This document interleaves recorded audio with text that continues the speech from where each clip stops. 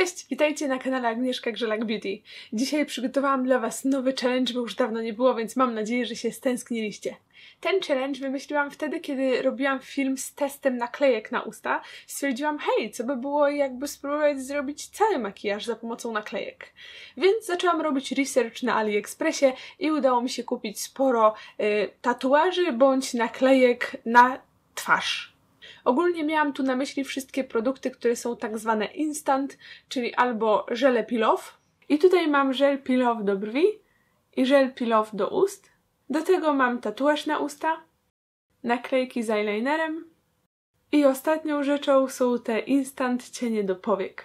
Zero normalnych kosmetyków. Jedyne, czego nie udało mi się znaleźć instant, to podkładu i tuszu do rzęs, więc to już zrobiłam normalnie, ale całą resztę będziemy naklejać. Zacznę w kolejności tak, jakbym robiła normalny makijaż. Nie udało mi się znaleźć typowo naklejanego różu, więc zastąpię go takim naklejanym żelem do ust. Najpierw zmarzę trochę podkładu z policzków, bo podejrzewam, że lepiej się będzie trzymał na czystą twarz. I postaram się do tego makijażu używać tylko palców. No dobra, jeszcze nigdy tego nie robiłam, ale spróbuję sobie nałożyć przyklejane usta na policzki. Nawet nigdy nie używałam tego na usta, więc w ogóle nie wiem, jak to działa. Ale podejrzewam, że po prostu trzeba to nałożyć cienką To jest takie mega czerwone, a miało być delikatne.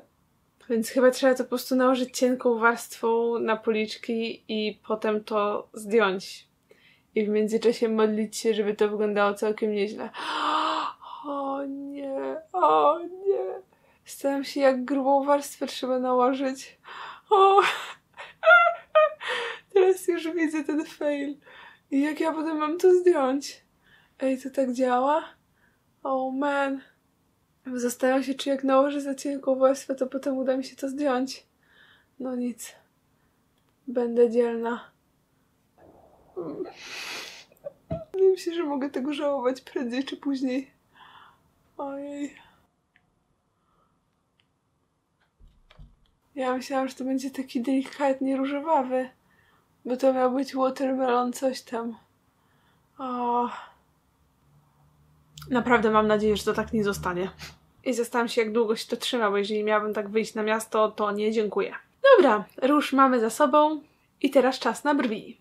Też na AliExpressie kupiłam żel do brwi Peel Off od Etude House. No i tutaj na opakowaniu jest pokazane, że po prostu trzeba nałożyć w miarę grubą warstwę, a potem jak wyschnie, to zdjąć. Czuję się naprawdę źle i nie wiem, czemu ja to wymyśliłam, ale lecimy. Oh man. I mam nadzieję, że nie wyjadę za linię. Teraz się zaczęłam zastanawiać, czy to na pewno można zdjąć potem. Bo jeszcze nigdy w ogóle nie testowałam takich produktów typu Peel Off. O losie.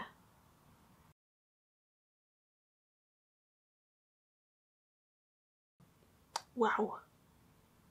Teraz druga brew. Mam nadzieję, że chociaż mi wyjdą w miarę równo. To wygląda, jakbym się pomalowała kredkami albo farbami. Serio, dziwię się, że ktoś wynalazł takie kosmetyki. Zobaczcie, jak to wygląda. To jest kosmetyk. A to jeszcze nie koniec. To dopiero pierwsze dwa produkty. Teraz czas na powieki. Kupiłam takie oto piękne, prasowane cienie, grafitowo-fioletowo, chyba perłowe. I podobno wystarczy je przyłożyć do oka i w magiczny sposób będziemy mieć całe zrobione oko. Możliwe, że tak będzie, a możliwe, że nie. Też nigdy nie używałam takiego prasowanego cienia. Wiem, że kiedyś w Sephorze były sprzedawane właśnie takie cienie instant. Z tego co widzę, to jest po prostu cień naprasowany na gąbkę. Powinno się po prostu przyłożyć to jak najbliżej linii rzęs i przycisnąć. O! I zobaczmy, czy to coś da. Oh man. Na szczęście to rzeczywiście działa, w sensie to się odbiło. I nawet w dobrym miejscu jest ten fioletowy cień tak w załamaniu, ale Wyglądam jak clown. Wyglądam najgorzej ever. O. I jeszcze mi się osypało na mój piękny róż do policzków. Ale na szczęście powiedzieli, że to można rozetrzeć, więc jak już wszystko mi wyschnie, to rozetrę sobie to potem palcem. No nie jest najgorzej. W sensie jest lepiej niż myślałam, że będzie. I teraz to samo na drugą powiekę. Ale kształt tego jest całkiem niezły. Tej gąbki. Bo to jest tylko jeden rozmiar, nie ma do wyboru. Wyglądam najgorzej w swoim życiu, jak wyglądałam. Mam nadzieję, że da się to naprawić. Stwierdziłam, że użyję patyczka kosmetycznego, żeby rozetrzeć ten biały cień na górze. Mam nadzieję, że się będzie dało. O, da się. La la la la. La la. Jeszcze potem zrobię to palcami, jak już zdejmę tą brew cudowną.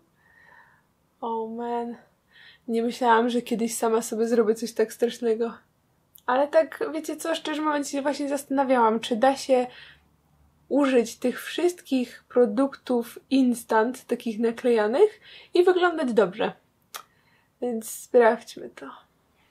Wezmę jeszcze raz ten płatek i trochę przeniosę tego grafitowego cienia na patyczek do oczu i zrobię sobie nim dolną powiekę. Teraz trochę fioletowego. I na koniec ciupkę białego. W wewnętrznym kąciku. Ten biały jest tak strasznie perłowy. No dobra, może sytuację poprawi kreska. Wybiorę sobie taką najzwyklejszą, to jest ta na samym dole. Dopiero teraz się zorientowałam, że to są tatuaże.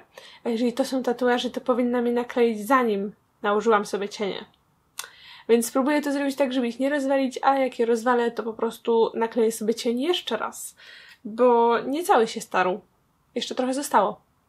I przykładam to jak najbliżej linii rzęs znowu. O nie, to nie może wyjść równo. O man, takie coś na oku to najgorzej. Biorę patyczek nasączony wodą i zaczynam odklejać tatuaż. Naprawdę powinnam to zrobić zanim nałożyłam cień. Nawet nie wiem, czy on się będzie trzymał w ogóle oka. No dobra, sprawdźmy. Wyszło. Trochę za bardzo do dołu ten liner, ale wyszło.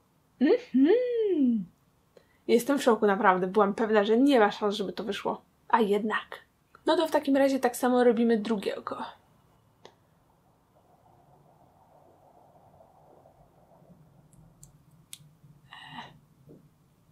To jest takie nieprzyjemne nakładanie tego linera, bo papier jest ostry i to się wbija w oko. Niefajne to jest. Czuję się, jakby te wszystkie rzeczy, które robię, były w ogóle nieprzystosowane do twarzy. One są tak dziwne i tak niekomfortowe.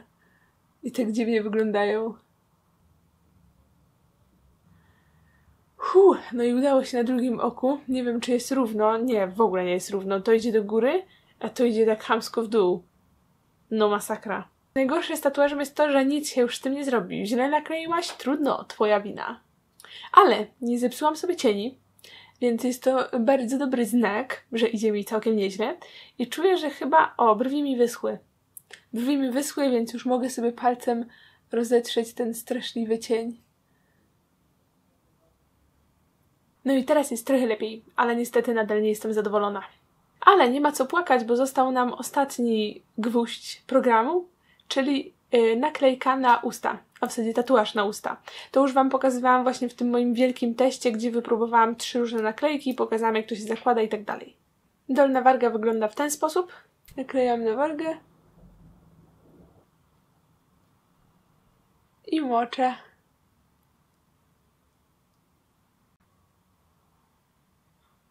Ciekawe. Tym razem zostało mi trochę wzoru po bokach. Nie wiem, czemu się nie przykleiły. No cóż, trudno. Teraz górna warga. Folię już zdjęłam.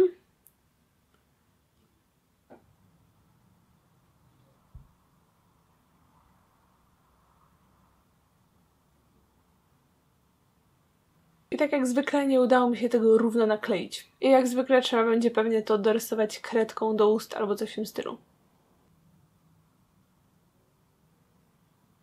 Ale to jeszcze nie koniec, bo teraz jak już mi wyschły policzki i wyschły mi brwi, trzeba to zdjąć i zobaczyć, co jest pod spodem.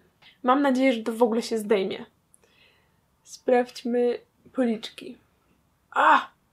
Ała. Dobra, naciągnęłam skórę. Oh yeah. To naprawdę boli. No dobra. Widzę, że niestety kształt został ten sam. Zastanawiam się tylko teraz, jak długo się to utrzymuje. Ale przynajmniej już jest bardziej różowe, a nie czerwone. Teraz tu.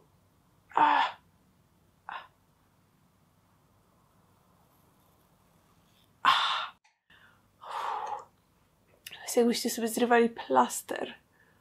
Okej, zaraz wymyślę na taki sposób. Na razie jestem przerażona. A co do brwi, to zastanawiam się, czy w ogóle... Schodzi coś. Dobra.